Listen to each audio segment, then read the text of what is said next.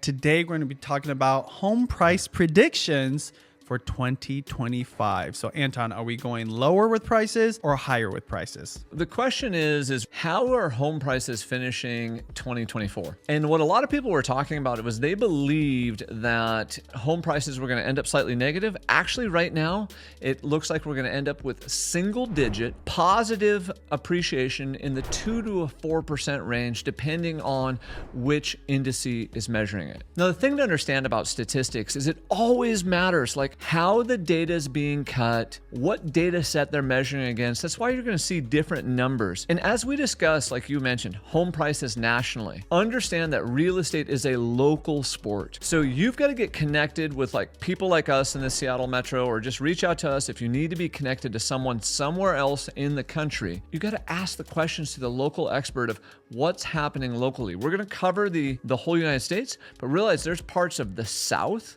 where prices are getting beat up. And there's prices like here in the Seattle Metro where we're almost at double-digit appreciation this year. And so when we talk about nationally, we're vanilla, we're slapping that over all of these markets. And then understand that as we do that, some are going to appreciate faster, some are going to appreciate slower. So we encourage you to subscribe to us and just be along on this journey with us. And then ask us any questions you have in the comments about specifics for our area, or even if you need to be connected to someone in Dallas, we've got someone in our network that we can connect you with. That's still pretty crazy though, because we started off the year with record high prices, or kind of getting up there, and then we hit it, and then we're still appreciating through 2024. Second highest unaffordability since the 1970s. Stupid high interest rates. Well, late 70s, early 80s. Stupid high interest rates and massively unaffordable, while everyone's also being pinched by inflation. I mean, crazy. So what's the lowest, highest, and average home price predictions for the US? This is actually kind of crazy. Like, this is how big the gamut is. This is why you got to be looking at the data on a regular basis. Moody's predicts the massive crash, Benji, Travis, of 0.4%. And they are the lowest. Dun, dun, dun, dun. Oh, crazy. And so if you're listening to this, there's a graph here of all the different agencies, organizations, and data researchers, including some banks. And so there's about 13, 14 There's of them. 15 of them. 15 of them, and only one is predicting a crazy crash of 0.4%. The rest is all appreciation. The rest is all appreciating. So 1 negative, 14 positive for those of you keeping score at home. Apollo Global Management, 10.8.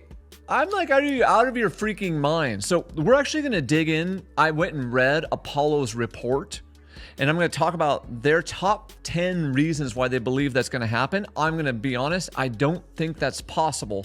10.8% appreciation here in the United States. Now, the average of all 15 of these is 3.5, slightly above inflation. That feels normal, okay? Feels very normal, feels very good.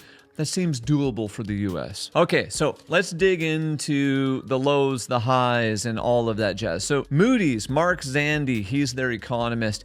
He said, and we're only going to talk about the pieces of data I think that are the most important. And I got this data from Resi Club Analytics. You can go to their website, check it out. I'm one of their paid premium subscribers, just so we can see this type of research. So they said they expect prices to fall 0.4 in 2025 with a slight uptick of 0.7 in 2026. So Moody's is kind of being pessimistic here. They actually give a really good solid foundation. We expect home sales to steadily increase as more exiting buyers need to sell for demographic reasons. Death, divorce, children, job change, lower rates help ease the mortgage lock. What they're talking about there is because we're just below 4 million transactions.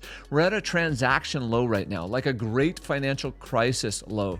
Like the current run rate is the same amount of homes we were selling in 1995. So once again, it depends on how you measure the data. They're saying we're in a have to real estate market, and they don't expect us to improve out of the have to real estate market into the want to real estate market.